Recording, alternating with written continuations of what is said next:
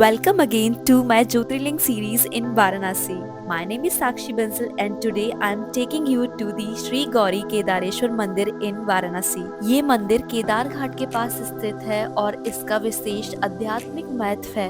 ये भगवान शिव और मां गौरी को समर्पित है। जाने के लिए गदौलिया चौराहा से जंगमबाड़ी मठ के रास्ते जब हम शिवाला की तरफ बढ़ते हैं तो बीच में क्षीर सागर स्वीट शॉप के पास एक चौराहा पड़ता है।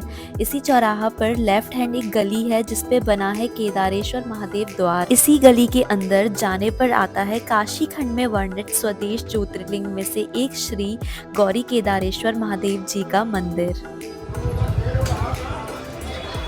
मंदिर तक पहुंचने के लिए आप गंगा किनारे से या शहर की सड़कों से आ सकते हैं। श्री गौरी केदारेश्वर मंदिर का वर्णन काशी खंड और शिव पुराण में मिलता है। कहा जाता है कि ये मंदिर हिमालय के केदारनाथ ज्योतिर्लिंग का प्रतिरूप है।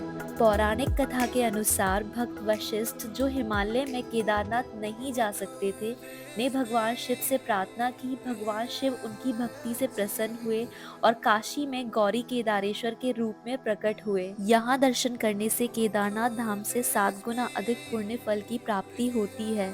और जब मैं फूल ले रही थी तो भैया ने बोला केदारनाथ मंदिर के दर्शन 7 बार और यहाँ वाराणसी के ज्योतिर्लिंग के दर्शन 1 बार, बिल्कुल बराबर ही पुण्य मिलता है।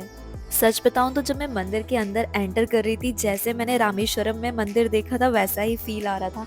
दोनों तरफ इतनी सारी शिवलिंग थी, बहुत ज्यादा अच्छा लग रहा था। यहाँ हर दिन भगवान शिव और माँ गौरी की विशेष पूजा की जाती है। रुद्राभिषेक और भस्म आरती इस मंदिर की खासियत है। भक्त अपनी मनोकामनाओं की पूर्ति के लिए यहाँ आकर भगवान शिव की आराधना करते हैं। यहाँ पर 3 से 4 हजार रुपए देकर कोई भी रुद्राभिषेक करा सकता है।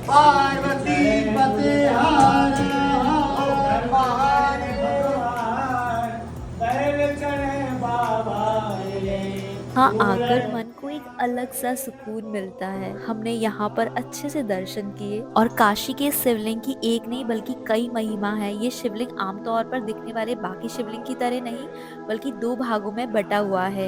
एक भाग में भगवान शिव और माता पार्वती है और दूसरे भाग में भगवान नारायण अपनी अर्धांगिनी माता लक्ष्मी के साथ हैं। मंदिर की पूजन विधि भी बाकी मंदिरों से बहुत अलग है। यहाँ बिना सिला हुआ वस्त्र पहनकर ही ब्राह्मण 4 पहर की आरती करते हैं। और इस मंदिर की सबसे अच्छी बात यह है कि पीछे ही गंगा जी बहती है और इतना अच्छा लगता है वहाँ देख। मंदिर के पीछे बहती पवित्र गंगा नदी इस स्थल को और भी दिव्य बनाती है। यहाँ आकर गंगा में स्नान करने और फिर मंदिर में पूजा करने का विशेष महत्व है। गंगा जल का उपयोग शिवलिंग पर अभिषेक के लिए किया जाता है जिससे भक्तों को शांति और आध्यात्मिक ऊर्जा प्राप्त होती है। और मंदिर के पास स्थित गौरी कुंड को अत्यंत पवित्र माना जाता है। कहा जाता है कि ये कुंड मां गौरी की तपस्या का प्रतीक है और इसका जल चमत्कारी गुणों से भरा हुआ है। भक्त इस कुंड में स्नान करके भगवान शिव और मां गौरी की पूजा करते हैं। माना जाता है कि यहाँ का जल सभी रोगों को दूर करता है और मन को शुद्ध करता है। इस मंदिर की सबसे खास बात थी केदार घाट, जहाँ से उठने का और जाने का मन ही नहीं कर रहा था। थोड़ा सा टाइम स्पेंड करने के बाद हम वापस से मंदिर दर्शन करने के लिए गए। यहाँ त्रिलोचन महादेव, तिलभंडेश्वर महादेव और केदारनाथ धाम से अधिक पुण्य प्रदान करने वाले केदारेश्वर महादेव मंदिर भी है। कहा जाता है भगवान शिव ने कहा था कि 4 युगों में इनके 4 रूप होंगे। सतयुग में नवरत्न में, त्रेता में स्वर्ण में, द्वापर में रजत में और कलयुग में शिला में होकर ये शुभ मनोकामनाएं को प्रदान करेगा।